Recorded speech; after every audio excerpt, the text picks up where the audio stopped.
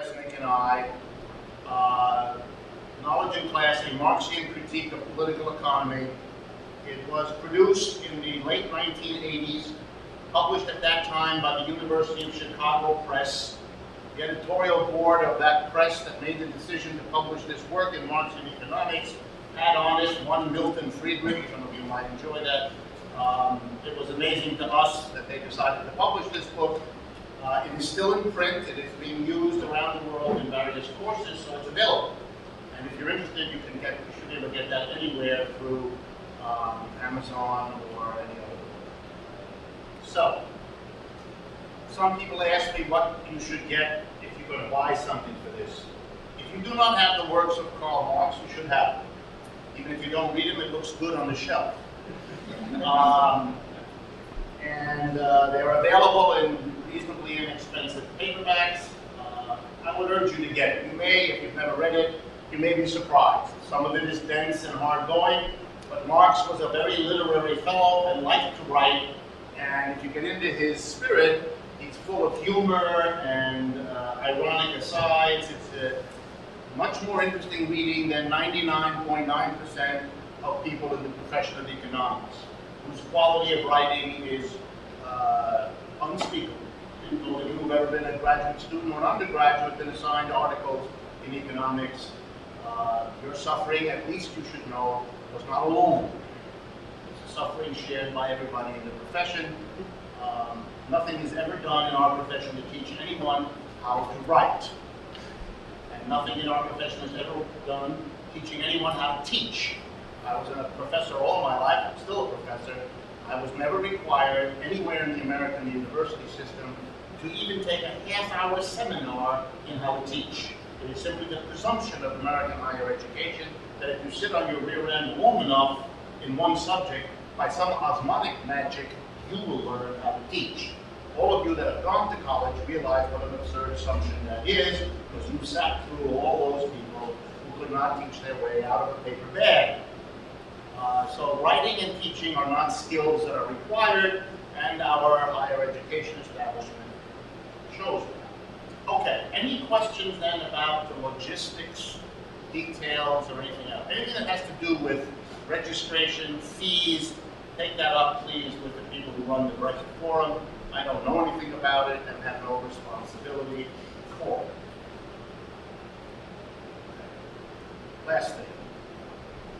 This course is also presented with an eye towards your being able, even though that's a tall order, I know, to apply some of the things we're going to be going through to the current economic crisis. Marx's work was stimulated at all times in his development by crises of capitalism.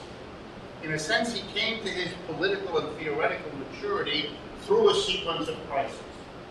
The Communist Manifesto, the document that he wrote that is most widely known, was written in the middle of a big global European capitalist crisis, 1848.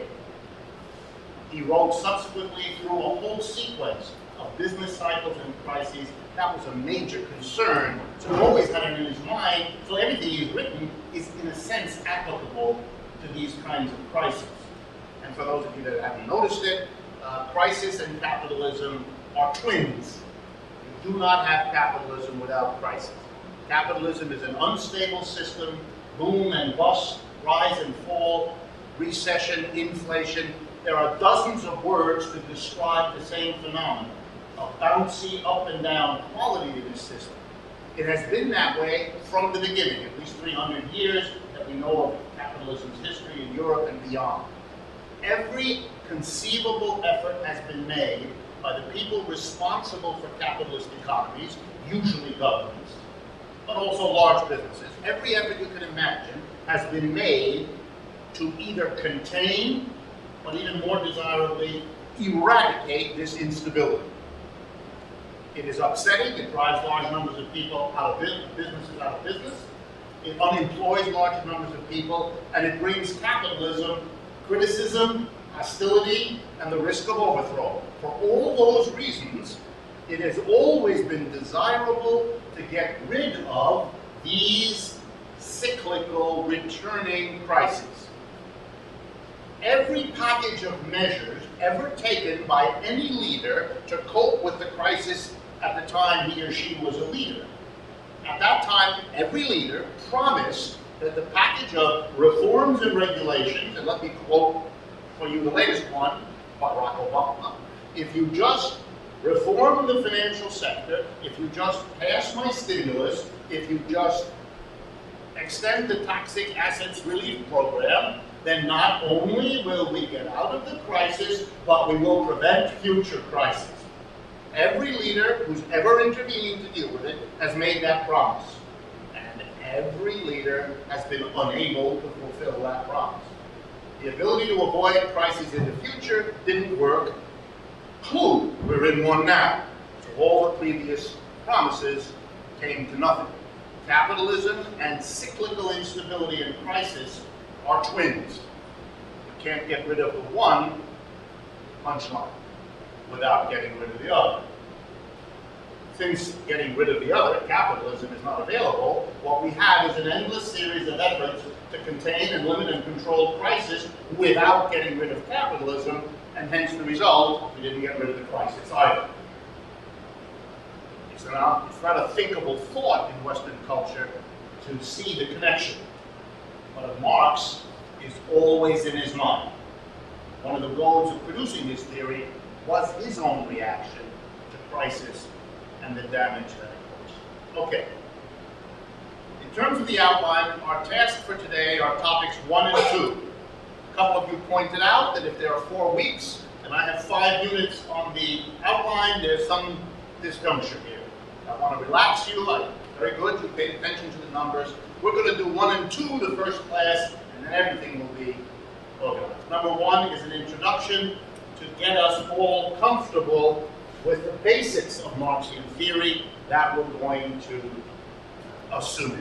Okay, so let's turn then to a kind of overview of the basics, particularly those contained in Volume 1 of Capital. And a footnote, even though I don't want to be detained by it. Marx is a very prolific writer. You ever looked at his collected works? It's in the dozens and dozens of volumes. He wrote a lot. He found it easy. But if you want the core of his economic theory, then you really have to go to this particular book. There are other books that are useful and have interesting things about economics, for sure. But this is it. If you want to understand Marx's economics, you kind of have to wade through volumes 1, 2, and 3. Volume 1 was literally written by Marx. Volumes 2 and 3 were not. Marx died before he could finish it. So volumes 2 and 3 were actually produced by his colleagues, particularly Friedrich Engels and their joint colleague, junior colleague, a German Marxist named Karl Kautsky.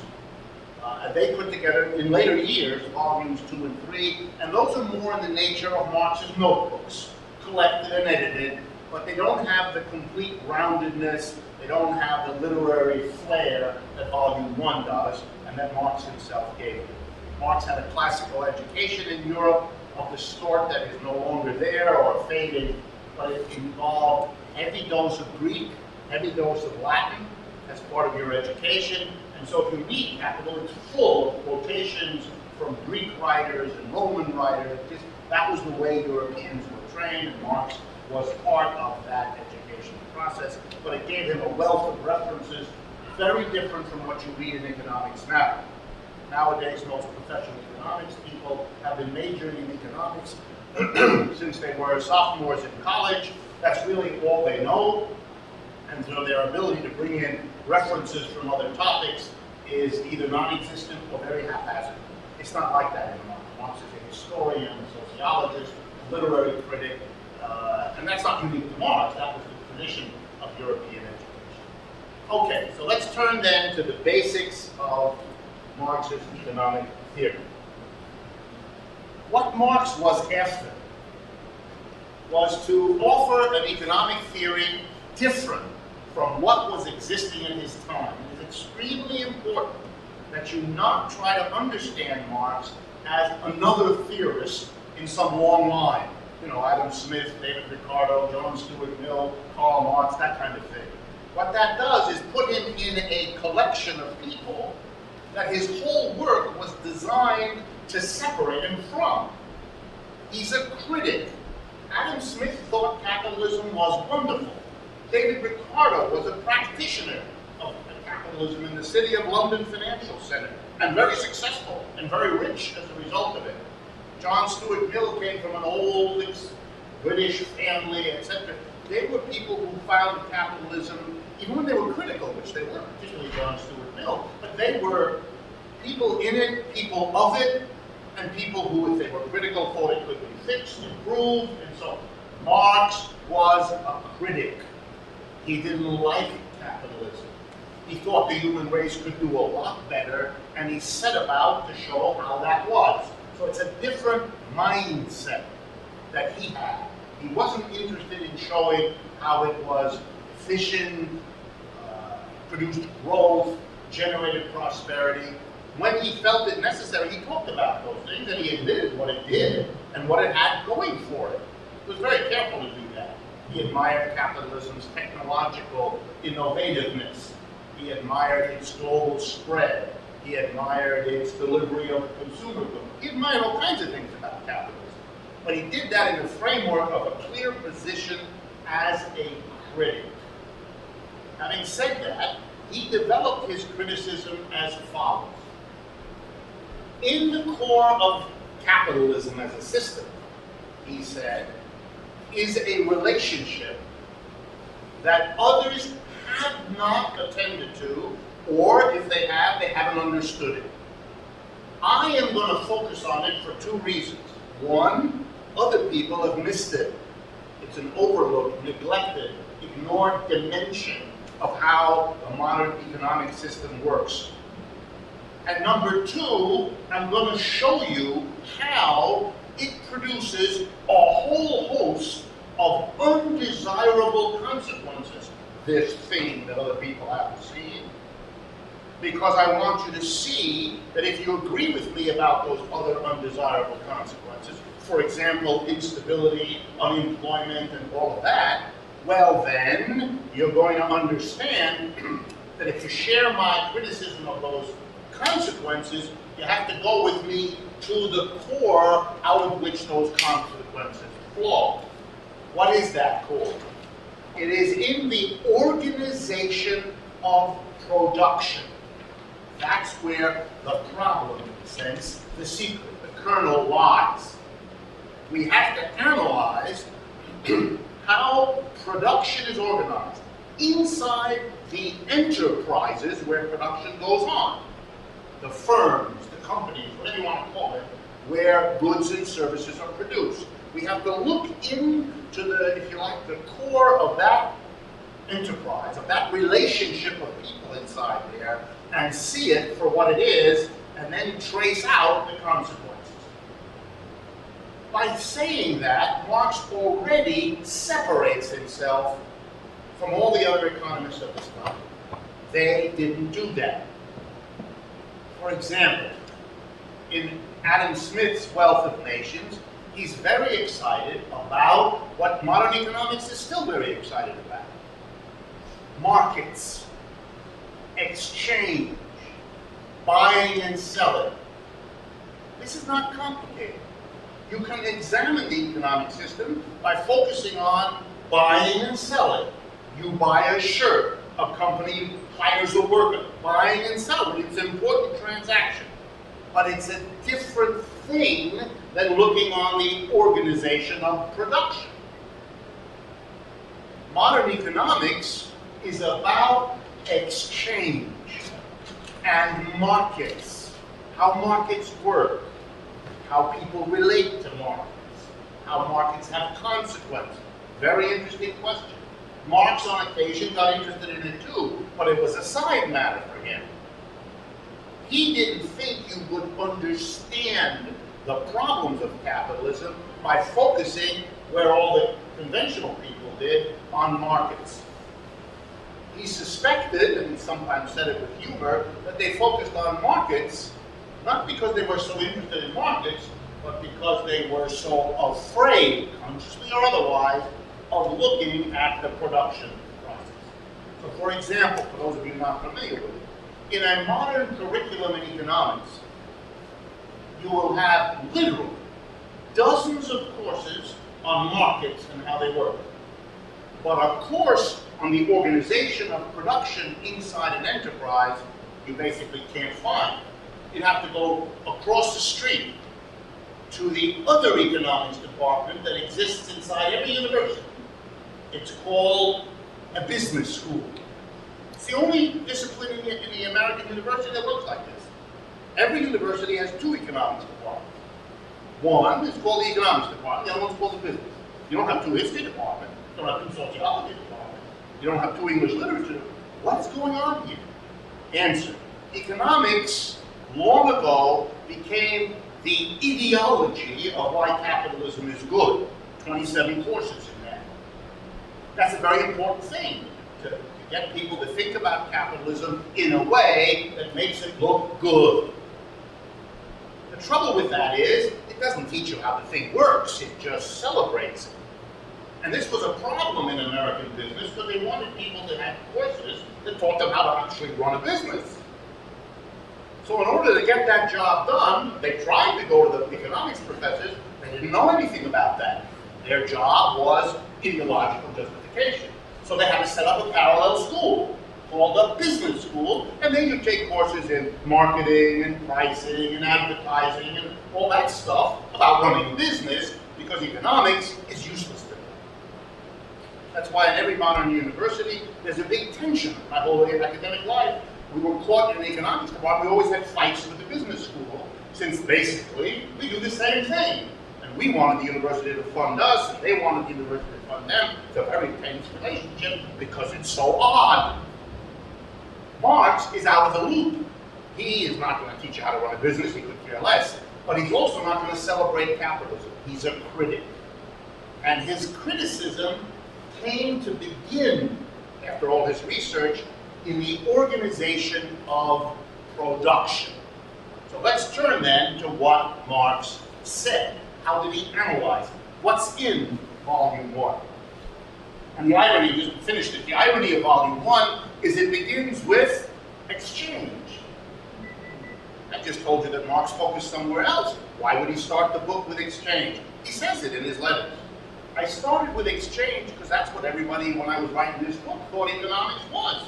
I had to start there because it would be too shocking for the reader to begin in a place that looked like it was the wrong place to start. So I'm going to start with exchange, and then I'm going to show quickly why you have to go somewhere else if you want to understand what's going on. And that's what the first few chapters of Marx's Capital do. He starts talking about exchange and takes us to production. Here's how he does it. He asks the question which everybody who studies exchange asks, which is, why is the price of something what it is? Why is a pound of potatoes $3? Why is a shirt $20? Why is a hamburger $4? Whatever. It's a very big question that economists have worried about for a long time. These are not, by the way, economists who are very critical of the system. They're trying to understand prices. Marx begins by, okay, let's ask the question, what is shaping prices? And right away he plays a little game. He says that I am going to use the theory of prices of my two great predecessors, Adam Smith and Ricardo. That was very clever of Marx, because he therefore celebrates people that everybody likes because they love capitalism, the founder of modern economics, Adam Smith, and his great student, David Ricardo, both British, both people who love capitalism. Clever of Marx to say, I'm going to use their theory. Makes him seem terribly part of the team. Doesn't look so weird yet. And he said, what did they use to explain prices? And they used something called the labor theory of value. Just a footnote again for some of you that may not be used to this.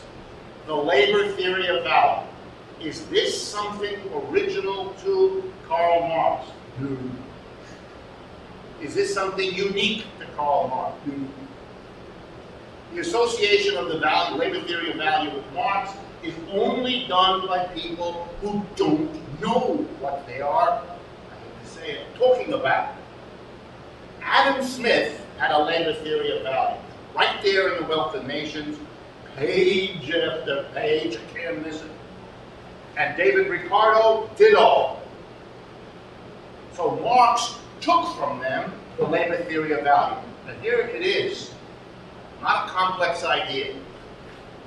The price you pay for things in the market has to bear some relationship to the labor it takes to produce it. If it takes a lot of labor to produce it, the price is going to be a bit higher than if it doesn't. This, by the way, is not what you would call a deep insight. This is fairly straightforward, which is why Adam Smith figured it out, and Ricardo figured it out, and Marx found it interesting. But Marx found it interesting for a different reason. He said, yeah, it's all about labor, and let's talk about labor. How does it work in production that labor is a shaper of what things are worth in the market? A labor theory of value. And here's how he answered it. And I'm going to do it in simple English because these ideas are not complicated, and I'm going to try not to complicate them unnecessarily with arithmetic. First, he says, the value of something is got two kinds of labor in it. There's the labor being done right now by a working person using his or her brains and muscles to make something. But there's another kind of labor, labor done at an earlier time that was necessary to produce the tools, equipment, and raw materials that the worker now is working on. You can't just count one kind of labor because you really need two kinds. The labor of a person working now, but you need the labor of all the people who produce the tools the worker now is using, and produce the raw materials the worker now is working on, etc. The work that went in to make the building where the labor is occurring, all of that. So there are two kinds of labor. One kind is called embodied labor. That's the labor done in the past, embodied in tools, equipment, and raw materials being used up now. And to that Marx added living labor, embodied labor in the past, and the living labor done now. And that gives you the total labor involved in producing anything. A hamburger, a software program, you name it. Okay? So the value, if you're going to think in terms of labor, the value of any product is the total amount of labor in it, the living labor done now as it's being produced, plus the embodied labor in the tools, equipment, and raw materials used up. Okay, next, says Marx. Let's look at this from the point of view of the person who makes it happen. In our modern economy, he says, that person is called a capitalist, or an employer, or a company, or a corporation. At this point, we don't care about these things. They don't matter to us. Here's what that person does. That person starts with a quantity of money. Money. Okay?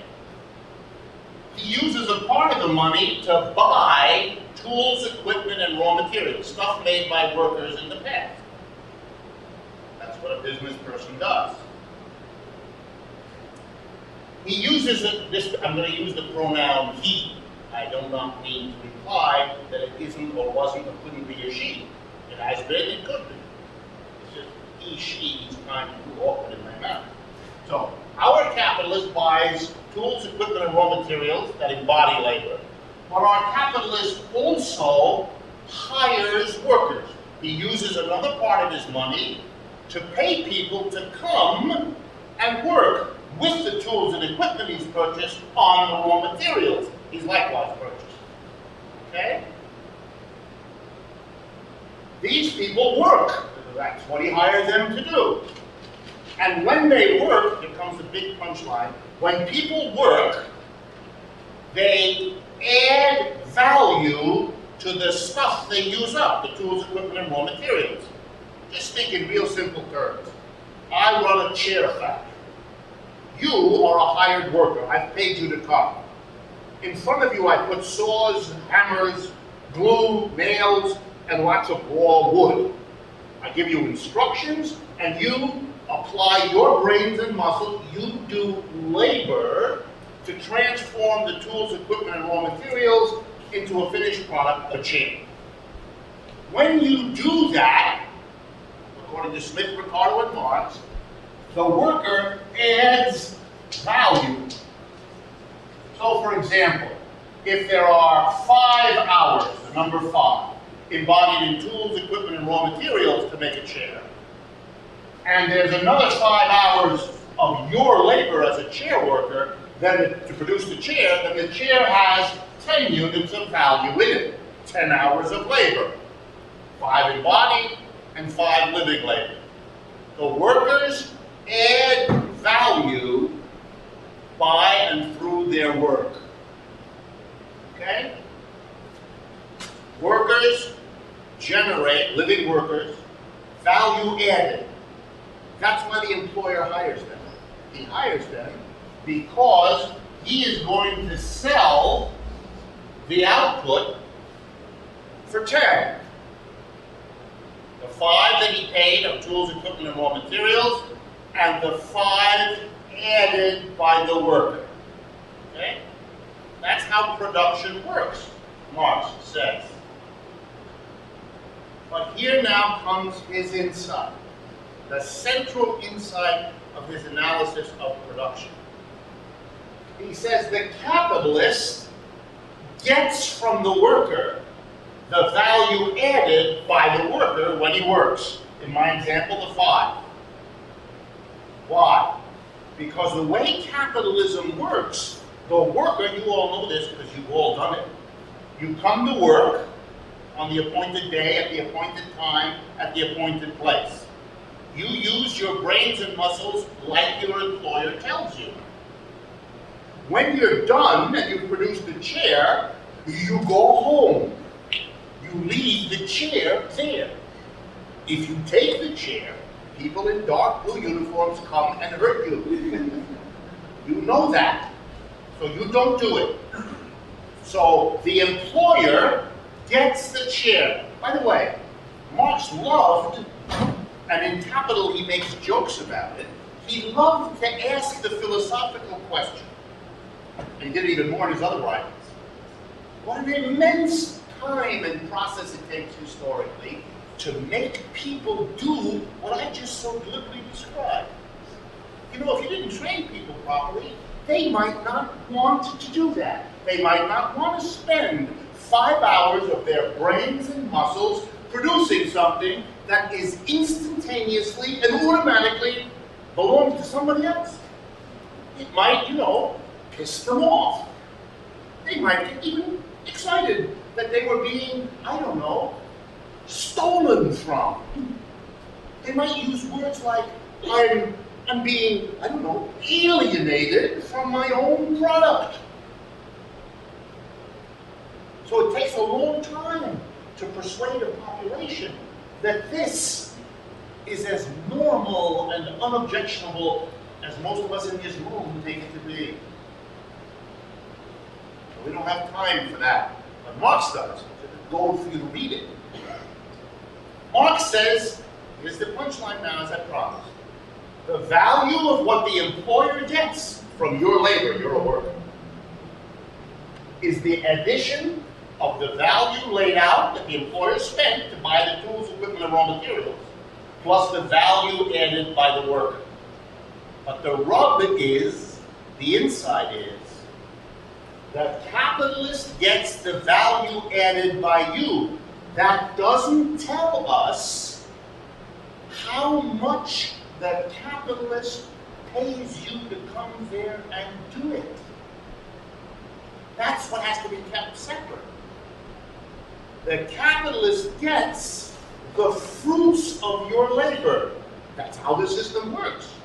So the question, the $64 billion, or in the modern economy, the $64 trillion question is, how much does the capitalist pay the worker to do the 5 hours and add 5 units of value into that chair? Let's go through the possibilities. One possibility would be that the capitalist, the hirer, the employer, pays the worker for the 5 hours that the worker does, 5 hours worth of stuff, whatever it is. In other words, I can pay you 5 hours worth of money or 5 hours worth of grain, whatever it is, for your 5 hours. Let's go through that. The capitalist then pays 5 for the tools and equipment and raw material, pays 5 to you, the worker. You end up with a $10 worth of chair, 10 hours worth of chair. He sells it, he gets 10, which is just equal to what he paid out. What's left for the capitalist in this arrangement? Nothing. I can assure you that no capitalist, more than once, would engage in this absurd activity because there's nothing in it for him. So how do we explain, if you like, the existence, let alone the proliferation of capitalism? What is capitalism, since it cannot be a system in which the employer pays the worker the equivalent of the value added by the worker? Answer. Capitalism is a system that based on, depends on, is at its core constituted by arrangements in which the capitalist pays the worker, ready? Less than 5 to do the 5 hours worth of labor. He pays the worker, pick a number, 4. I give you 4 hours worth of stuff for you to come here and work 5 hours. Let's see now how that works. Our capitalist had to spend 5 for the tools, equipment, and raw material. But in our new story, he only has to pay 4 for the worker. The worker comes and works 5 hours. By adding 5 and 5, the chair is worth 10. Our capitalist sells the chair for 10. He gets back 10. He uses 5 to replace the tools, equipment, and raw materials used up. He uses 4 to pay the worker what he promised him, and he gets to keep 1. Now we can see why a capitalist would do this. He basically needed 9 to get the production process going, and he ends up with 10, an extra 1 for him. This extra Marx called surplus. Just a footnote, because this is, sometimes you have to do a little bit of extra. The word surplus is an English word. It's a very bad translation. Marx didn't use the word surplus. It doesn't exist. Marx used the German word mehr, M-E-H-R, which in German simply means more. And it's the point I told you here. The worker adds more value than he gets paid. It's that more value that is the source of the capitalist's surplus. It's more. It was a very bad English translation to introduce the word surplus, which has all kinds of connotations in English that the word mehr does not have in German. One of those problems when you move across languages. Anyway, what is this surplus? This surplus is Marx's explanation for what profit is. This is crucial. What is profit? When a company announces a profit, what is it? Answer. It's the peculiarly capitalist way of beginning to take account of this. Let me assure you, even though I don't have the time to do it here, that in conventional economics, the neoclassical tradition that is taught in American universities, there's a completely different theory and explanation of profit. This is Marx's explanation. The profit of capitalists, therefore, and nothing is more important than this, that you understand, the profit of capitalists is based on the relationship in the act of production. The relationship between the person who buys the worker's capacity to work, what the price is that he pays for, how much he gives the worker, and the comparison between that and what the worker gives back, in a sense, to the employer in the value added in the production of whatever the employer sells. So profit is not about, here we go now, ready? It's not about technology. It's not about the machine. It's not about how hard people are working. It's not about how clever a capitalist is. It's not about those things. That's all a different theory, the one that you'll read in the New York Times. In Marxian theory, it has to do with the relationship between two people. Those who engage labor and those who do the labor. Yeah. How close does that come to the classical economics idea of surplus, or the idea of profit? Well, here's the irony. In modern economics, the kind that is taught in the United States, neoclassical economics, taught almost anywhere, not just in the United States, by the way, in most of the world, there is no surplus. Very important. I know many of you are interested. I sometimes teach a course that compares the different theories, because you do have to struggle in the world in which different theories are dominant than Marxian. To make a very complex story short, here's how the conventional theory explains it. Here we go. Ready? Here we go. Production is a partnership. Notice the language, because it's a giveaway. The worker brings the labor. The landlord provides the land, and the capitalist brings the capital. And then they all get together and they produce output. And then they divide the output according to each one's contribution. The worker gets a wage, and the landlord gets the rent, and the capitalist gets the profit. You could call this fairsies. Very important. Doesn't it sound wonderful? So three different people get together, they do it nicely together, and then they divide it up. It's like three toddlers having a picnic, sharing out the cookies. The image here is one of what? No conflict, no exploitation, no one ripping anybody off. A fair, harmonious, by the way, Adam Smith used the word harmony. A harmonious arrangement of production. Marx is telling you a radically different story. Somebody is getting something for nothing here, isn't they? Somebody is ripping off somebody. Right in the core of production, people are getting screwed. Very different theory. Let me jump to the punchline in a sense.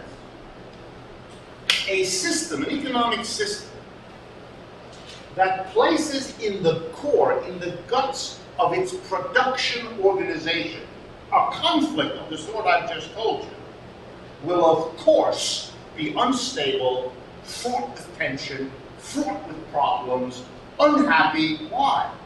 It's as if you organized a gathering of your friends and carefully chose to invite sworn enemies to come with you to the beach. It's not a recipe for a nice time. This is a recipe for an explosion. That's what Marx's point is. He's going to show us that if you organize production in this way, you're going to have endless trouble. But before we get to that, let's follow Marx's logic. The capitalist, then, has every interest, to begin to see it now, in trying to get the worker to come for less. Look at the story I told you. Suppose we change a little number. Instead of having to give the worker 4, suppose our capitalist had only given 3. Then the worker comes and does his 5 units of labor. The chair, as always, is worth 10. But what did it cost our capitalist now? 5 for the tools, equipment, and raw materials, plus 3 for the worker, which means 8. And he sold it for 10, he gets 2. It's all, here comes the tension of it, it's always desirable for the capitalist to get workers cheaper. Is there a modern application right now for this? I'll give you 2. Why are there 10 million Mexicans in the United States? What is that about? Why? Because they work for less. you can fire an American citizen and hire a legal, or even better, an illegal one, because you pay him even less. Why do American companies shut down in New Jersey and open in Shanghai? Hello, the wage in Shanghai is low by comparison to the wage in New Jersey. So of course, capitalists will bring in cheaper and move to wherever cheaper is. Only thing that'll hold them back is, of course, the costs of the move, the risks of the move. Could be a problem, and that might hold them back. Or maybe a law that says you can't do it, that would be a problem. But it's always interesting for the capitalist to lower the wage. In other words, Marx is saying built into your production process is not only the basic rip-off, worker adds value more than worker is paid, but built into that is the constant provocation of the worker by the capitalist, who is forever looking for ways to reduce this number. Why? Because for every nickel that he can reduce the pay he gives the worker, that's more profit in his pocket. That's not a recipe for cooperation. That's a recipe for ruthless struggle. And that's been the history of capitalism. All the different ways that you can struggle. And Marx is at great pains to tell this story. Next, let's do the next part of the basic theory. Let's assume, just for simplicity, that we're paying 3 to our workers. They're adding 5 hours of labor, just like in our story. So our capitalist lays out 5 for tools, equipment, and raw materials used up, and 3 to hire the worker. By the way, you know how workers work. You hire them, they come and work for you, and then you pay them after they've done the work. So he does his hours, you have the chair, you sell the chair, you get the money, then you pay him the 3. You got 10, because that's what's the labor in the product. So you use 5 to pay off the bills on your tools, equipment, and raw materials, 3 to pay off the worker, and 2 is left for you, the surplus value. Now, in Marxian theory, Marx asks the question, which logic requires you to ask if you reason like this. He asks the question, what happens to the surplus? What does the capitalist do with this surplus when he gets it? Once you do this kind of analysis, if you generated a surplus, you've shown people how that works, you must ask the question, what happens to it? Now you might imagine, because it is part of our culture, you might imagine that it's kind of a happy, uncomplicated story. Our capitalist has a feast, or 6, or he lives in a farm, wonderful house, or he has dozens of automobiles, or whatever. This is a fantasy. It's not Marx's argument. The capitalists, it turns out, have a lot of things they have to spend the surplus on. What? Yeah? So I was wondering, what is the explanatory role of labor theory? Because everything would be reformulated by like prices, like market prices. And even if everything was measured in market prices, we would see the explanation of that. Because I'm not sure I would understand what you're saying. for example, if the capitalist sells its share in whatever price it is and pays the workers less, regardless of the value involved, or the underlying theory of value, we could say almost the same thing. Yes, but what you would have done is you would have equated the price to this labor value. That's not what is ever done in conventional economics. They could give a completely different explanation of what determines the prices, supplies and demands and all of that, and they would infer that those are shaped by people's desires, and so these prices are what people want them to be. They satisfy people. So the price has nothing to do with a struggle between the employer and the employee. The price is what happens in the market when millions of people anonymously decide what to spend their money on, what they like, and so on. It's a theory in which what happens in the economy is a function of people's desires, preferences, their utility they derive from objects. That's a completely different idea. And that's why in that kind of theory, there is no surplus. It's not that they disagree about how to explain it. It's not there. The normal condition in capitalism is no surplus at all. And if there is a surplus, it's a dysfunction of the system in neoclassical theory. It's something isn't working right, a market imperfection, a screw up in the supply and demand, which will then be automatically gotten rid of by people's adjustments, so it's nothing we have to think about. There is no surplus.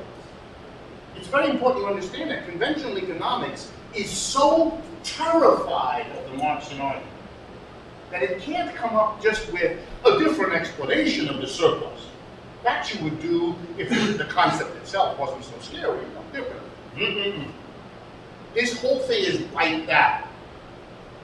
It's the equivalent in economics of denying holocausts.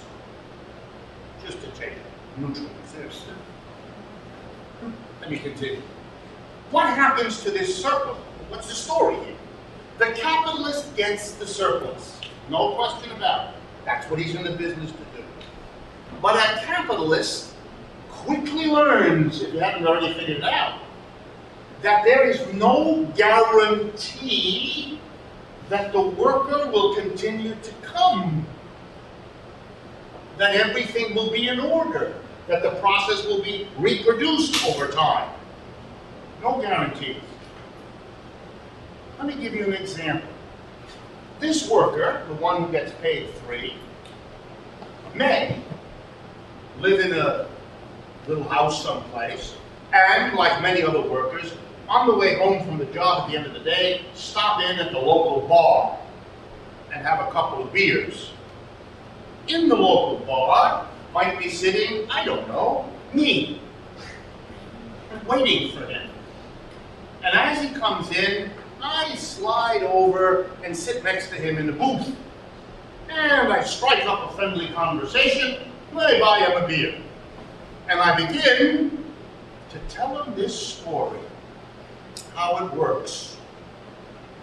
And he nods, because he's been feeling as though, you know, the way a lot of workers do every day, I'm ripped off here. I don't like coming here. I come here every morning, I'm kind of high as a kite because I can't stand it here. I go to the bar right away afterwards for that happy hour because I'm so unhappy all the other hours. Well, that's why I go. And this man, me, he's telling me I have every right to feel ripped off. I'm really being ripped off.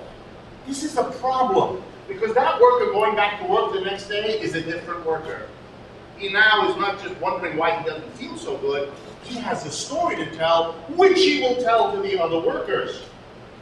This is a problem.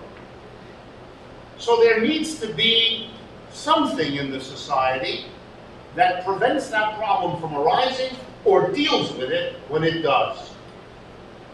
This is called, the solution that many capitalist societies have found, is called public education. You require young people to go to school, and you require them to be given a curriculum, and you require the curriculum to contain in it a story about how production is the happy and harmonious coming together of workers, landlords, and capitalists who cooperate to produce and then share in a fair way. You get the picture? Who pays for that? Who pays for public education? Well, a part of the surplus is taken by the government from the capitalists and used to run a public school system. This is very interesting because the government does not ask the capitalist to give it. The capitalist is told by the government, you will take a portion of your surplus, or in modern language, there will be a tax rate applied to your net revenue that you have to give to the government. And we will use for, among other things, public education. Here's another problem for our capitalist. He's got a factory where the chairs are made. Turns out, in the neighborhood where the factory is located, there are some poor and angry people. And they have been known in the dead of night to come and snatch the chairs from where they are stored, to steal the hammers and the nails. So our capitalist has got a problem, because if he doesn't do anything, it won't be any good to hire a worker to come tomorrow and pay the worker $3, because there won't be enough nails, or there won't be lumber, or there won't be something. So our capitalist has to make an expenditure. It's very interesting. Marx is very clear about this. He has to make an expenditure that has, ready now, nothing to do with chair production. He has to hire a worker, just like you and me, but not to make chairs, which is what the companies do business. He hires this worker, dresses him up in a uniform, which he also has to buy, gives him a walkie-talkie and a gun, and here's your job. You walk around the premises of this chair factory all night long to discourage people from coming and stealing the material.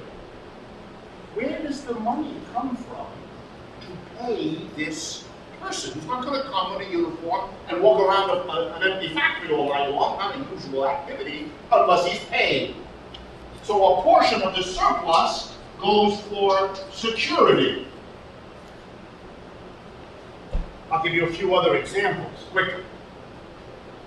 You need lawyers in case you get sued. Someone sits on the chair falls apart, they hurt their back, they sue you. You got it. If you don't do something, it'll stop you from functioning. So you need to have a lawyer. You've got to pay a lawyer. We're still not done.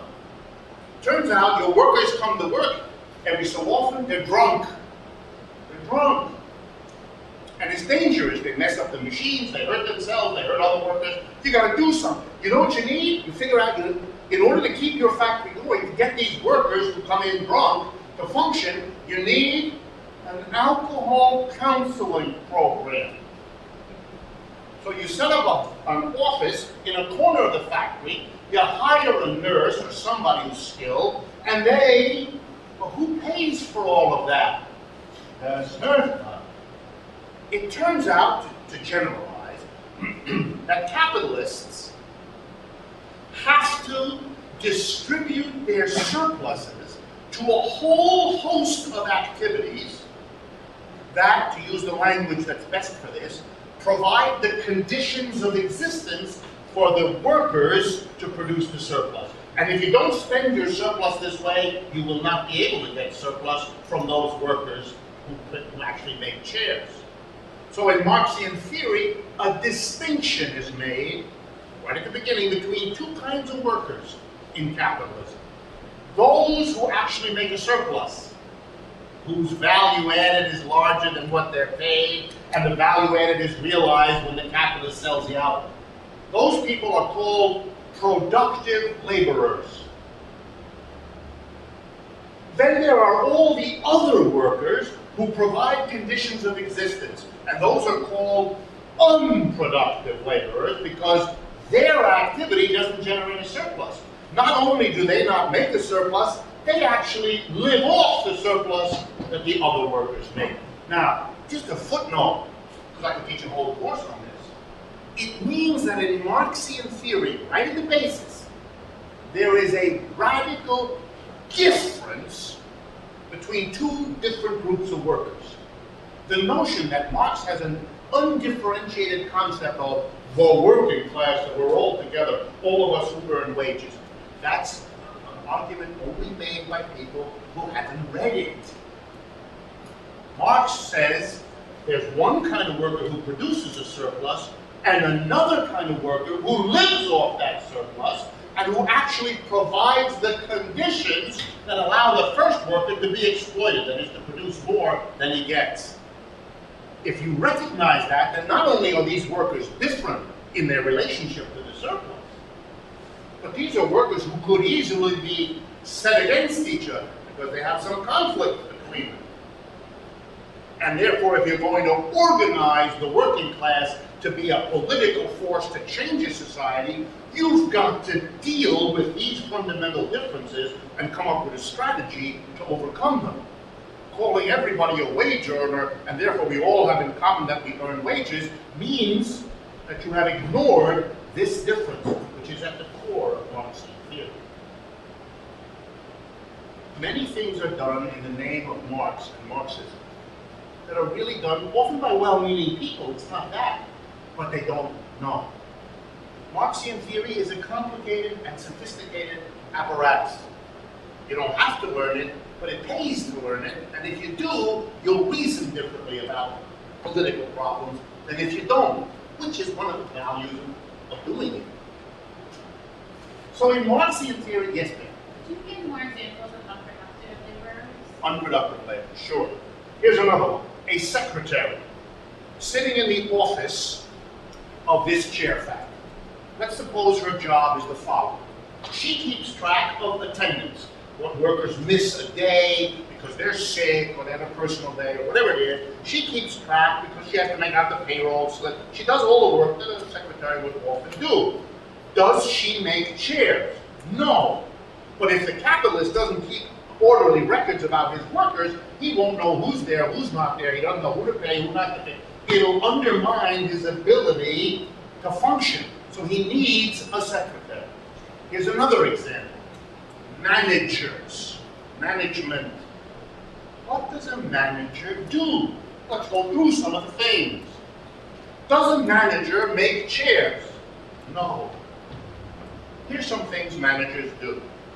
We have the disciplinary manager. His job is to install cameras in the bathrooms to make sure that you're not smoking in there and that you don't spend more than 1.6 minutes doing what you should be doing in there and nothing else. That's his job. And it's important because he doesn't want the employer doesn't want to lose your time in the toilet when you could be working. That's a condition of existence, that the paid worker is actually working. The manager provides a condition of existence, like the security guard, like the government education apparatus, like the secretary.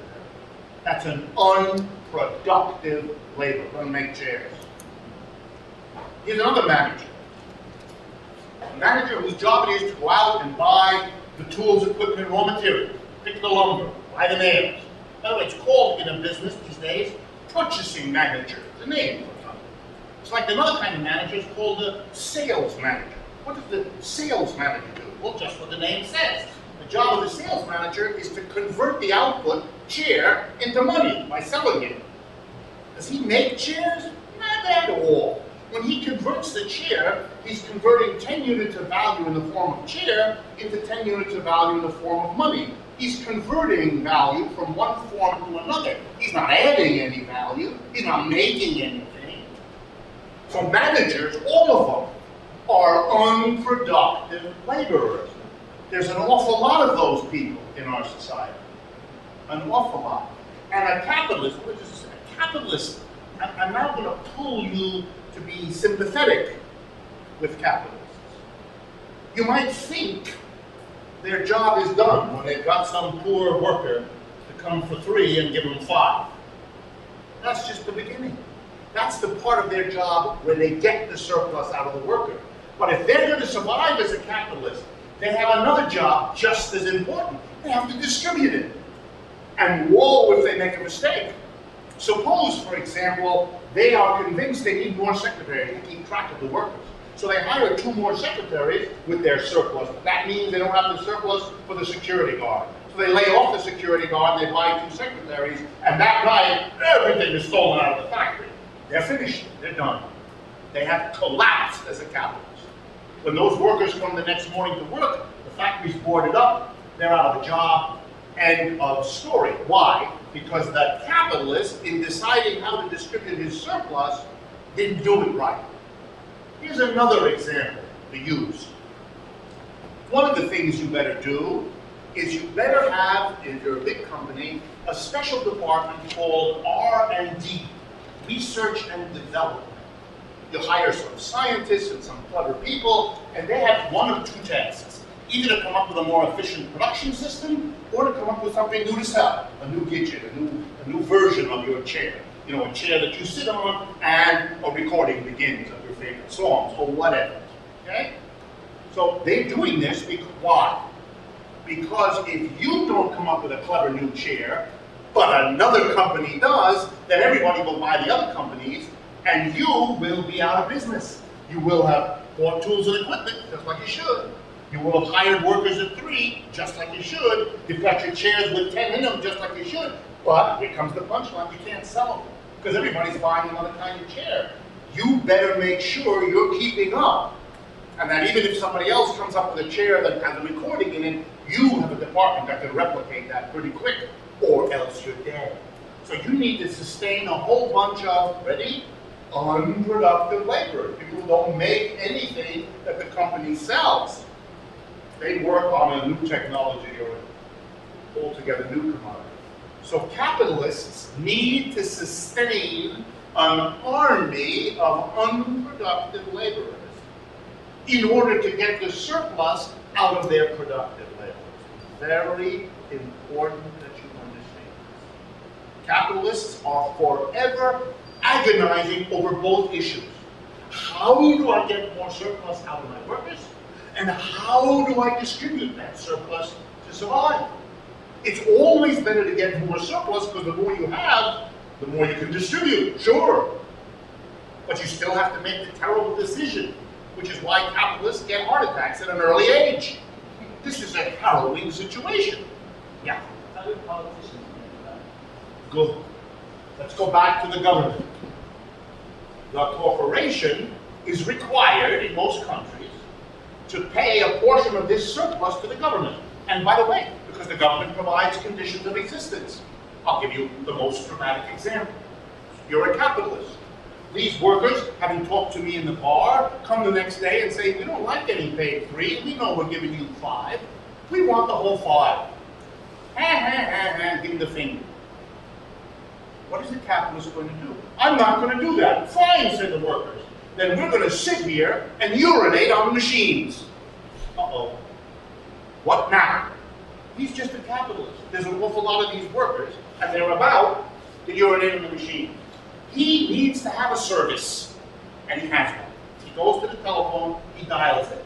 He reaches a place called the police station. He tells them the story, and quick as a wink, in trucks and cars, come a phalanx of men with sticks who beat these workers in and say, if you urinate on that machine, even more terrible things will happen to you. This is extremely useful. He just has to pick up the dump. Wait a minute. Those workers, those police people have to be paid. That car has to be fueled. The truck has to be purchased. The jail has to be, lit, and it has to be watered. They're very expensive. The government does all that. And the capitalist has a condition of his existence as a capital secured. It's a kind of security. And the government provides security. Here's other things the government provides.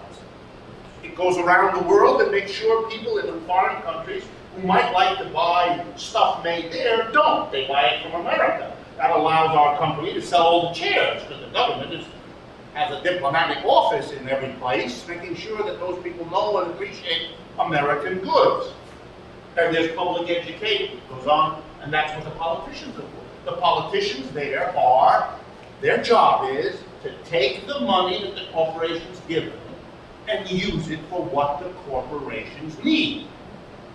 But what is it that the corporations have done with the footnote? It's always a problem in these courses. There's so many questions and so many interesting places to go with it. But that's what Marxian theory is good about. So let's do this one. The corporations long ago figured out, wait a minute, we're spending a portion of our surplus to help the government run a public school system. Here's something that would be better for us. Get them to run a public school system, teaching those kids what we want them to teach, but instead of us paying for it, let these workers pay for it. At this point, if I could play it, we'd play the national anthem. In other words, it's always interesting to push the tax bill off of the corporate surplus and on to the workers' wages. what that would mean is the worker gets paid 3, but he doesn't take home 3, he only takes home 2.5. Notice that in your check? The money that's withheld and sent to the government.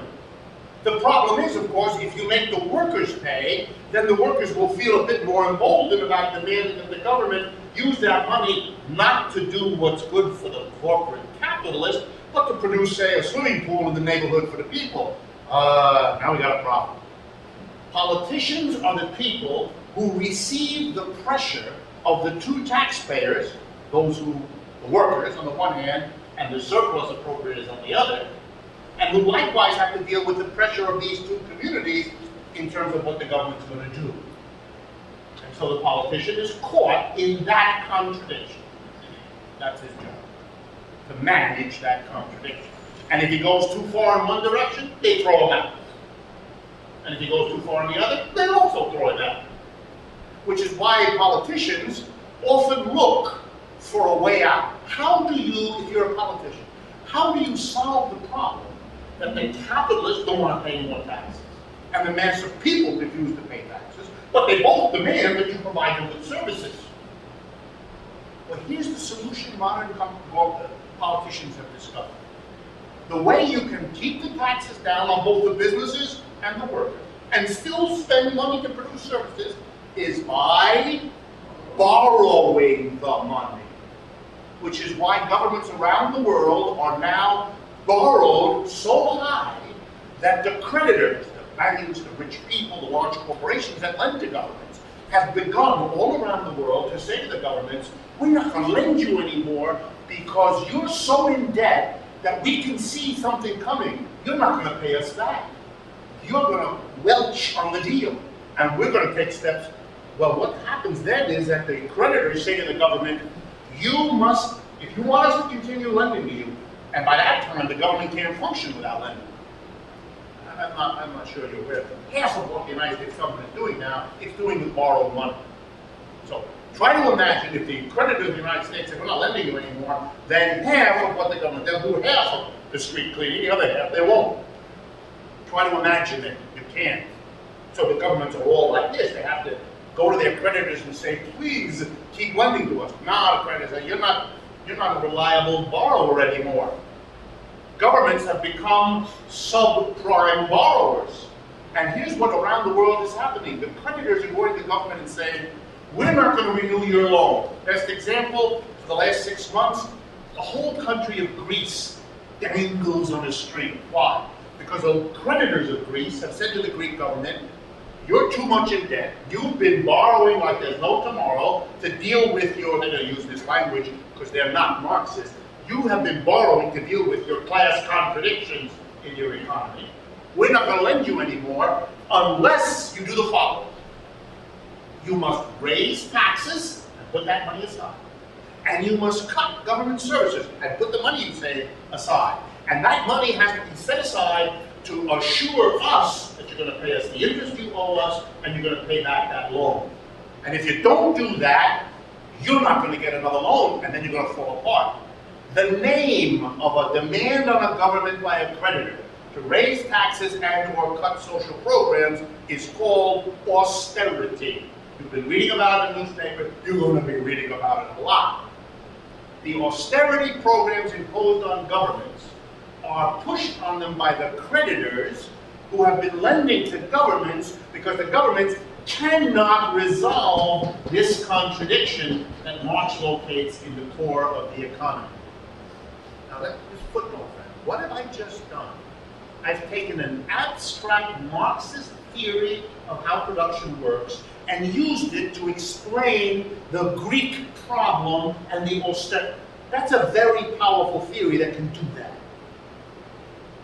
That's a very powerful theory that can move that seamlessly from an abstract story about how a chair factory works to give you a good understanding of the austerity that, by the way, is shaping your life and that of millions of people around the world as austerities are being imposed everywhere. But if you want the key examples of this, here's the countries to watch now. Greece, Portugal, and right now the real killer, Ireland. Ireland, those of you of Irish background, that is a society in complete disintegration. The only country I know of right now that's in worse shape is Mexico. These are societies that are on the edge of dissolving as such. Sir. Often now when you hear about rising profits, often people say that it's due to efficiency gains, and it's not because it's squeezing more out of the worker. Now, can that be, in terms of this theory, can it be explained away in terms of the unproductive expenses that would be negating, or is that, like, I'm often confused about that, because I'm wanting to say that's wrong, just because I don't know the words. Okay. I'm going to talk for another 5 minutes, then partly because of the taping, we're going to have just a few-minute break. We've taken a bit longer than we should, so we're going to have to go a little faster. On that question, let's go back to what profits are. Right? Profits is a category of modern corporate accounting. By the way, in case you think that profits is something we all know what that is, no, that's not the case. If you go to an annual meeting of the American Society of Accountants, they have their professional association like anybody else. And I've been to their annual meetings. There'll be a dozen panels in which different accountants debate what should be the measure of profitability. What is a profit? How do we figure it out? So there's as much debate about that category as anything else. But in general, profits are calculated in our modern economic system real simple. You take all the revenues that a company gets, you subtract all the costs that it has, and the difference, the net revenue, is the profits. The problem with that is it makes no distinction between the productive workers, who have costs to pay, and the unproductive workers. So for example, an efficiency gain could mean that this worker can make more chairs in the same amount of time that he used to. But it could also just as well mean that a secretary can keep more records of more workers than she used to because of a computer or something else. So the problem with efficiency is it makes none of these distinctions. Can an efficiency help a company's profits? Yes, but it doesn't affect its surplus. It's very important that you understand that. Surplus is just the difference between the value added by the productive workers and what they get paid. That's all it is. It has nothing to do and is not affected by the technical efficiency of the work. That changes the amount of goods an hour's worth of labor produces, but it doesn't affect the relationship. If I had time, I would explain to you why that is. It's right in volume 1 of Capital. So if you go there, I'll even be glad to tell you afterwards what parts to read. That's all. It doesn't mean that it doesn't matter for a particular company. It can give them all kinds of advantages.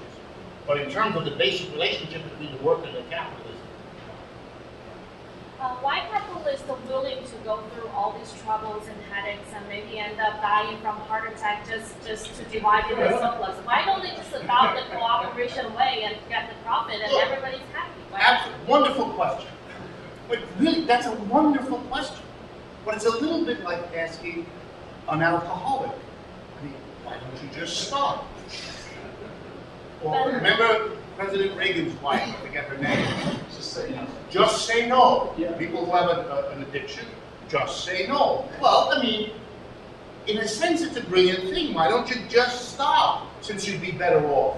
But the answer is the entire biography of that person, how they got to that situation. All the pressures, all the tensions, all the demands that life put on them in their home and their family led them then to a behavior which you see does all kinds of damage, which it does.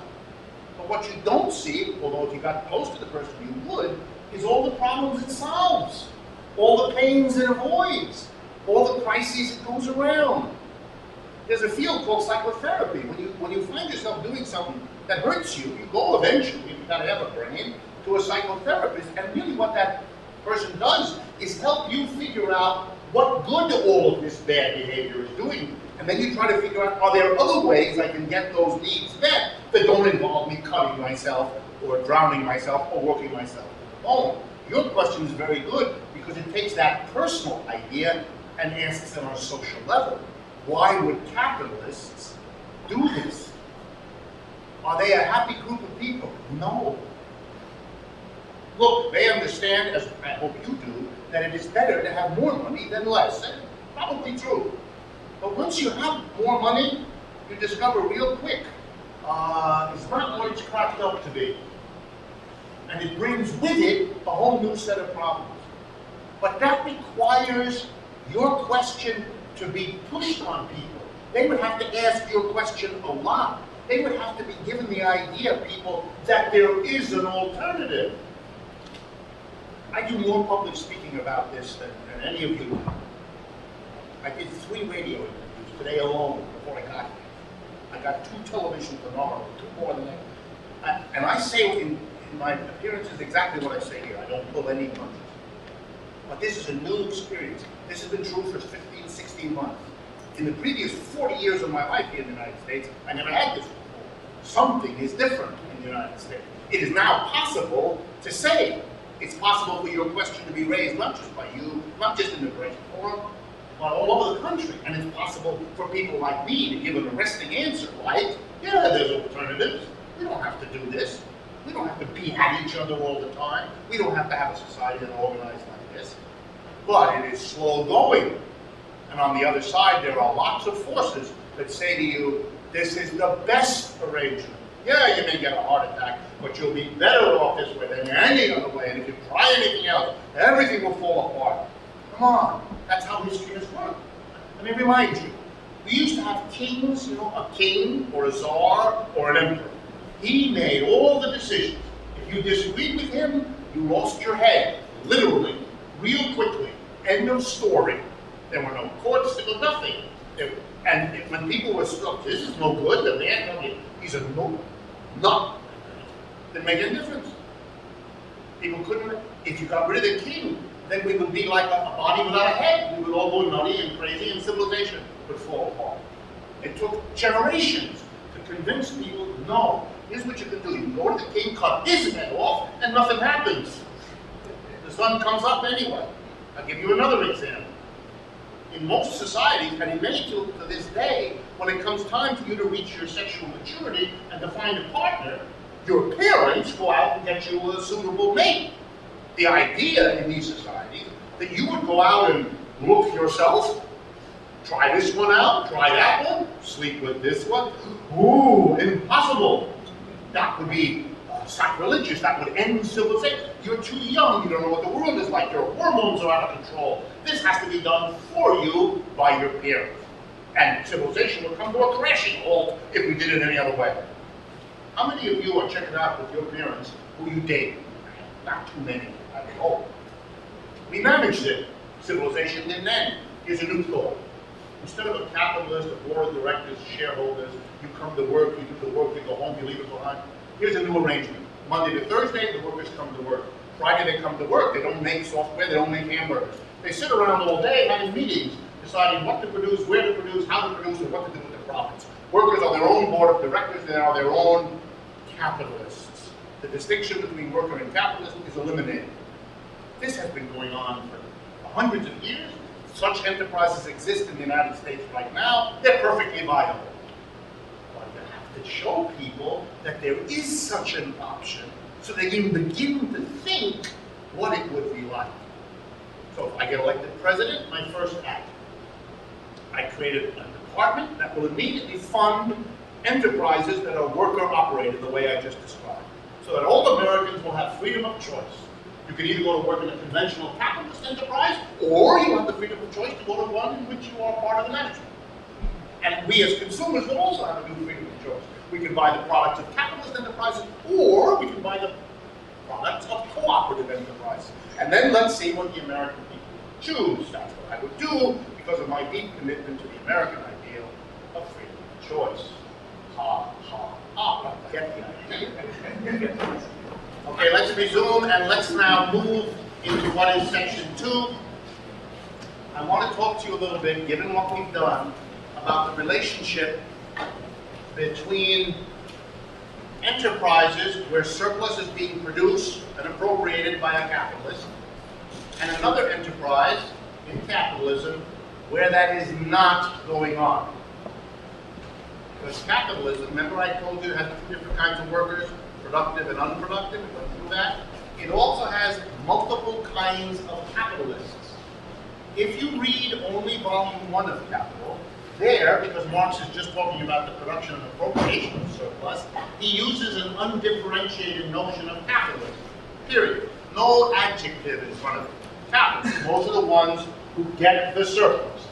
And here I just made the same thing I said before into a rectangle. This is what you pay the worker to come and work. The whole rectangle is the value added by the worker. The difference between the whole rectangle, the value added by the worker, and the part you pay to the worker is the surplus value you get as a capitalist when you hire workers to produce commodities which you sell in the manner of the chair producer that I gave you before. Okay? Now I want to go with you from this kind of a capitalist, and we're going to now give this kind of a capitalist an adjective. And I'm going to use the same adjective Marx himself uses. This is an industrial capitalist, just the language Marx used. And all that industrial means is this kind of capitalist employs productive workers to make something he sells, and thereby he realizes this surplus value. The difference of the total value of the output relative to what he, the capitalist, had to lay out for the tools, equipment, and raw materials, and for the workers. This is an industrial capitalist. Now, it turns out that our industrial capitalist has, among his many needs, remember we talked about he needs security, he needs the government, he needs managers and all that. Here's something else a modern capitalist comes to need. By the way, did capitalists always need it? No. Remember the example I gave you of security. If you live in a neighborhood where there are no poor people, or where poor people wouldn't occur to them to come and bother you, you don't need to use your surplus for a security agent or a security guard because it's not a problem. You only spend your surplus to secure yourself against problems, risks. So here we come to a new phenomena that didn't always exist in capitalism, but nowadays is the norm everywhere. Capitalists need periodically to access money. Lots of it. Let me give you some examples. You're a capitalist, you make chairs, and you discover that your competitor, another chair producer down the road, just got hold of a fantastic new machine that if you get that machine, it enables you to produce much more beautiful chairs, or many more chairs, or in some way to produce a chair that everybody will want to buy so that your chair, which hasn't changed, is going to not be sold. You're not going to find it. So in order for you to survive, you've got to immediately go and buy one of those machines so you're up to par and you will not be destroyed by your competitor. But you don't have the money. You don't have the money to suddenly make a big expenditure. So you do something. You discover, you're a capitalist, that in the neighborhood there is an entity, an institution, that collects all the little bits of money of local people. Having convinced them, don't put it in your mattress, don't bury it in a box in the backyard, bring it to our establishment, we will protect it. We will give you a record every month of how it's, we'll even give you a checkbook, you can write checks about it. Just come here, give us your money, and it'll be better for you than keeping it yourself. They may or may not succeed. Let's assume they succeed. So there is in the neighborhood a pot of money in an institution called a bank. By the way, those had to arise over time. They didn't always exist. A bank is a kind of financial institution, part of what we mean by finance. So our capitalist, here we go now, goes to the bank and he gets the money he needs to buy that new machine. He secures a condition of existence, namely that new machine, by being able to access credit. Here's the deal. He can keep the loan for 6 months, a year, 5 years, whatever it is, but he must not only pay back the loan, but he must pay a fee for that loan. We call it an interest payment, or an interest rate. Where does the interest come from? That's part of his surplus. He has to keep paying that interest all the time, because that's what guarantees his access to credit. The only reason he could go to that bank and get the money is he's been paying interest as he owes it, because if you stop paying interest, you will quickly discover that the lender won't lend to you anymore. So there's an institution called a bank. What is its relationship to capitalist production? Here we go. It provides capitalists a condition of existence. It gives them credit as, when, and how they want it. It's crucial for their survival to have that. It's as crucial as having a lawyer, having the government, having managers, having the security guard, and all the other things we gave as examples. So they're going to take a portion of their surplus and pay interest to a bank, and fees maybe too, in order to be able to go when they need it, to survive, to keep going, and get their hands on a pile of money. This institution then, how does it live? It gathers money in whatever way it can. For example, let's use the one we have in the United States. All of you put your little money in your paycheck, and your grandma gives you a birthday present, you go put it in the bank, and you have a little savings account, a little checking account. And the bank does all that, and it gives you a checkbook, and in case you're not aware of it, the bank makes no money on any of that. That's a loser. They do that to get their hands on your money, to use your money while you're not using it. That's what's in it for them. They take that money that you deposit and they lend it to some company. You give them the money for next to nothing. You probably noticed that. They lend it to the company at a nice fat interest rate. They live off of the difference. The difference between what they give you to put the deposit in there and what they get from lending that deposit out. Okay? So we now have an entity that does what? Let's go now. It has costs. The teller that you have to go talk to. The machine that you have to go interact with. The little envelopes, they have to print those up. The monthly statement they mail you, they have expenses for all of that. That's their outlay. They also have revenue. That's the interest from lending to industrial capitalists. The difference between their lending interest that they earn and the cost of having the bank and the teller machine and all the rest is their profit. The difference between their income and their costs. But please notice, these are capitalists. They have money, that's their capital. They lend it out at interest, they make money that way. They have expenses for workers who keep record. They have all that, but notice, Marx calls them, by the way, in volume 3 of Capital, they are long chapters, go look at them, money-lending capitalists. Why would he put an adjective like that? Because they're not industrial capitalists. They don't make anything. They have no productive employees. All their employees are unproductive. They're not involved in the production of anything. There's no value added by anybody in the bank. So they're a different kind of capitalist. So the word capitalist, in a sense, in Marx, has a very distinctive definition. All that capitalist means is a person who uses money to make more money. A capitalist is a person who uses money to make more money. The industrial capitalist does it by using his money to arrange for that value added by a worker that's more than you pay the worker. That's what we did in the first part of today. This kind of capitalist does something completely different. He gathers money which he lends to an industrial capitalist and gets back more from him. He's a capitalist, but he has nothing to do with the production or appropriation of surplus. He, this one, the bank, is providing a condition of existence for this industrial capitalist who needs it. In return, a portion of the surplus that the industrialist capitalist gets from his workers is paid to the bank as interest. That's where their profit comes from. But they're what you might call an unproductive capitalist. And their employees are unproductive laborers. So, Bank of America, Citibank, Wells Fargo, any of them, they are, in this story, which is still relatively simple, they are a kind of capitalist that has nothing to do with the production and appropriation of surplus directly. They don't produce it, and they don't appropriate it.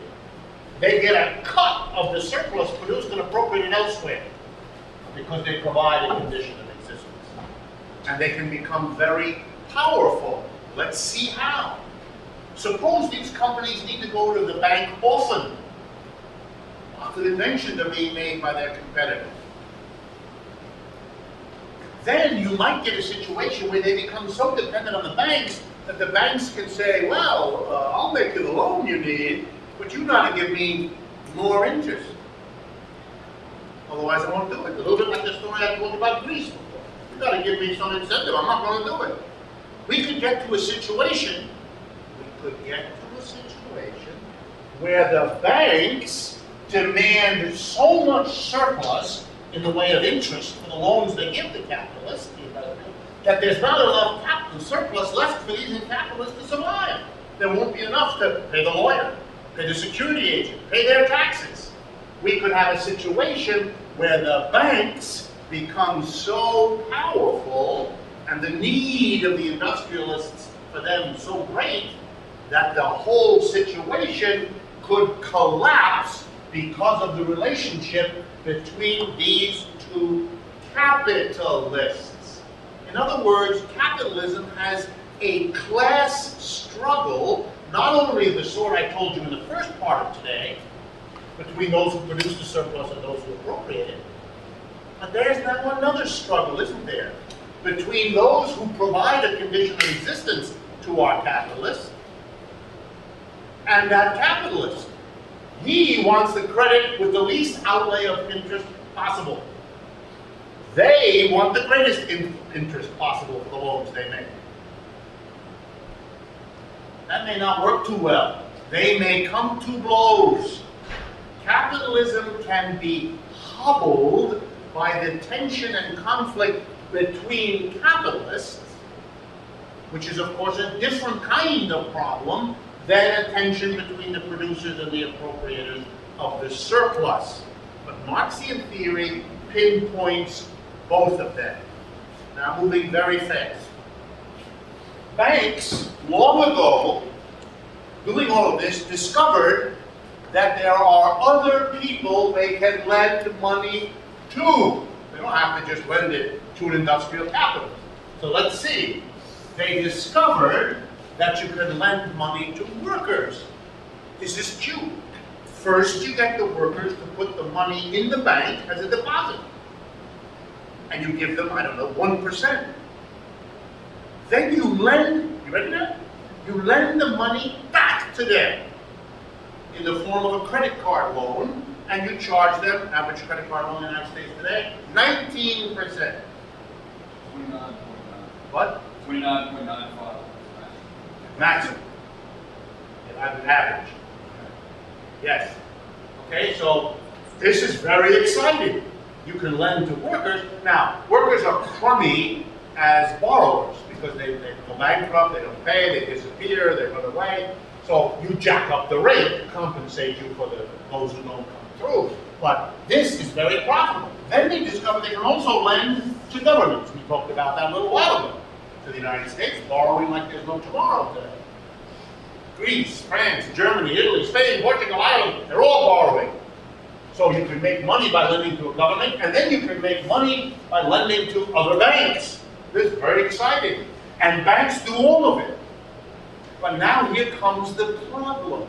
When banks do that, they open this system up to new kinds of instability. Let me give you an example from the United States in the last year. Over the last 25 years in the United States, wages stopped rising. Some of you heard me explain this story. Wages stopped rising. We had a century and a half up until the 1970s of rising wages. Workers' wages in America rose for a century and a half. That's why immigrants came here. That's why America is a unique place. No other capitalist country delivered rising real standard of living to its people for 150 years. Yes? Where is the place to look for the statistics? Because sometimes both capitalists Email it to me and I'll send you. But there is, in case you want it, a book. I wrote it for sale. If you want it, it has all that stuff in it too. Anyway, the workers' wages stopped rising in the 1970s. And American workers by then were addicted to consumption. The American dream is what I promised to my children. They live a better life than I do. All of that. So American workers reacted to the end of rising wages, not by stopping the rise of consumption, but by borrowing money, to make a long story short. They became a desperate class of people approaching the banks and saying, we'll pay you anything. For example, 29% a year for a credit card. Wild amounts of borrowing.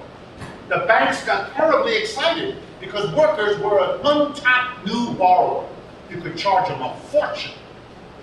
And so they did. They gave them money like crazy. They've also been giving money to governments for the reasons I went through with you. Of course, what this does is it raises the following possibility. They lend so much to them that they overdo it, and they can't pay back. But when they can't pay back, then they don't have the money to lend to the industrial capitalists. That's what happened in 2008. The banks had lent to the American working class to buy homes. Millions of people had been given these loans who couldn't pay it back. When they stopped paying it back, these finance companies discovered that they weren't going to have the money coming back to them in payback of these loans that they had counted on. Therefore, they had no money. So they had to turn to the capitalists who came for the regular loan this month. We can't give you any loan. It's called a freezing up of the credit system. That's what happened in 2008. That's what collapsed world capitalism, and the United States still not out of that. That's why if you go to any small business convention now, they all scream, we can't get loans, we can't get loans. The finance, they're not going to lend to these people because they've been terribly burned by this whole system. Okay? A free enterprise system allows all of this to happen in whatever way is dictated by the opportunities for profit. The banks saw an opportunity in this situation with American workers, so they went. It worked nicely. For 20 years, it worked perfectly well. And then it didn't. And when it didn't, this relationship froze. And we went from 7 million unemployed people in December of 2007 to 15.5 million unemployed people today. A staggering collapse of everything. And it happened across the world. And that had to do with the tensions and the interaction between these two kinds of capitalism. If I had time, and we have run out, and I may do a little of this on next Tuesday when we reconvene, I'll introduce you to another kind of capitalist who isn't a productive capitalist, not an industrial capitalist, but isn't a money lender. This kind of capitalist, and I'll just tease you with it now, is a merchant capitalist. This is the kind of capitalist who neither produces anything nor is in the business of lending money. This is the kind of capitalist who does the following rather bizarre thing. He buys in order to sell the same thing. He's a merchant. He buys potato chips from the potato chip company, and then he sells you a single bag of potato chips. He buys it in big crates, and he sells them to you as an individual. Right? He's a merchant. He's a buyer and a seller. And I'm going to explain to you how he, the merchant, buys the output of the industrial capitalist, the potato chip maker, the shirt maker, the computer maker, and how he gets a profit even though the merchant doesn't produce anything. He just buys and sells something that's already been produced. Marx explains all of that in volume 3, and you're going to see how it is possible for a merchant to begin by providing an industrial capital with a very useful function. I will buy what you produce as fast as you produce it. Why would an industrial capitalist be happy to do that? Because, remember I told you before about a sales manager? A capitalist who makes chairs has to pay somebody to go out and sell those chairs. No good to produce them unless you sell them. But selling them means you got to store them, you got to show them, you got to ship them around. It pays people. Imagine how happy you'd be if you were a chair producer, if somebody came to you and said, you don't have to, you can fire all those managers you're paying, the sales staff, you don't need them. I will back up a truck to your factory and I will take every chair the instant it's produced. I'll take it. I'll worry about selling. you could get that capitalist to give you a fat piece of his surplus to do that, because that's less of his surplus than he would have had to spend for his own sales department. And if you got a company that figured this out, it could go to every producer of almost everything and say, I'll take it all. At first, the capitalist says, great.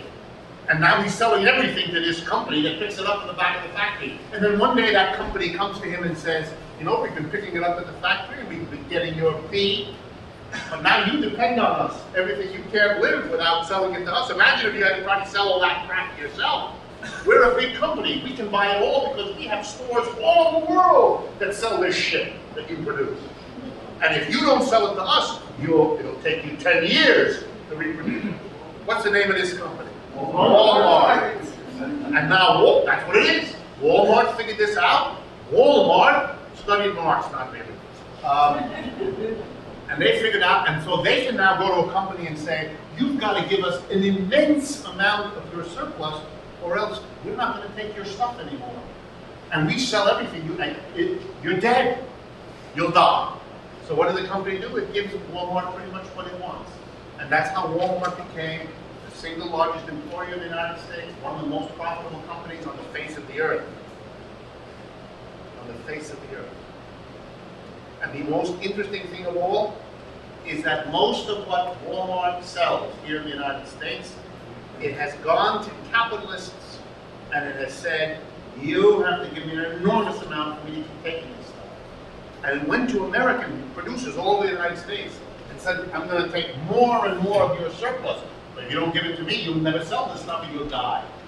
So the only thing that capitalists could do to save themselves in the face of Walmart was to close the factory making chairs here and go to another society where the workers don't get 3, in my example, they get 0.25 for 5 hours work. So the surplus you can get out of them is enormous. Now you can pay Walmart its huge fee and you still make out. What is the place to which American producers went in order to produce the goods they sell to Walmart to sell in the United States? The People's Republic of China. Walmart is the major distributor of the goods produced in China in the United States. The growth of China in the last 20 years is simultaneously the growth of Walmart.